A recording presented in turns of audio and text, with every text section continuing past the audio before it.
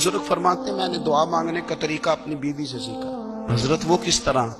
फरमाने लगे मेरी बीवी ने ना मुझे कोई काम बताया, कुछ पैसों की जरूरत के लिए कहा, तो मैंने उसे कहा कि भाई अभी मेरे पास नहीं है, कुछ दिनों में आते हैं तो मैं दे दूंगा।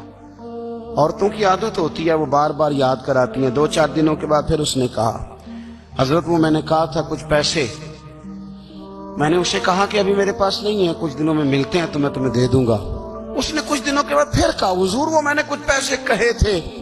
फरमाते मैंने डांट दिया, मैंने कहा कि क्या तू रोज मुझे शर्मिंदा करती है, कहा ना मेरे पास नहीं है, होंगे तो दे दूंगा, तू रोज याद कराती है। फरमाते उसने पहले तो मेरी डांट को सहा, फिर मेरे सख्त जुमलों ने उसकी आंखों में आंसू पैदा कर दिए, फिर उसने अपने आंचल में अपने उस दुख को समेटा और फिर उसने एक जुमला कहा तो मैं रो पड़ा और मुझे अपने रब से मांगने का तरीका आ गया।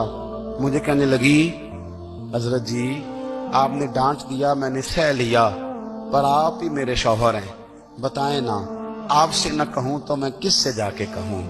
फरमाते हैं मैं रो पड़ा और मैं खुल के रोया और मैं तड़प के रोया और फिर मेरी सिसकियां बंद गईं। तो मुझे कहने लगी आपको क्या हुआ? मैंने कहा मुझे भी दुआ मांगनी आ गई है। जब मैं उसे कहूंगा ना अल्लाह तू ही मेरा रब है, मैं तुझसे न कहूं तो मैं किससे जाके कहूं, मैं क्यों किसी बंदे से सवाल करूं, मैं क्यों किसी दुनियादार से कहूं, मैं तेरे बंदों का नेक बंदों का वसीला लेके तेरे महबूब की गुलामी लेके तेरी बारगाह में आया, तुझसे ना मांगूं तो किससे मांगूं। समझ आ गई है, जब मैं इस रंग में मांगूंगा तो तेरा रब मेरे ऊपर बड़ा ही फजल फरमाएगा।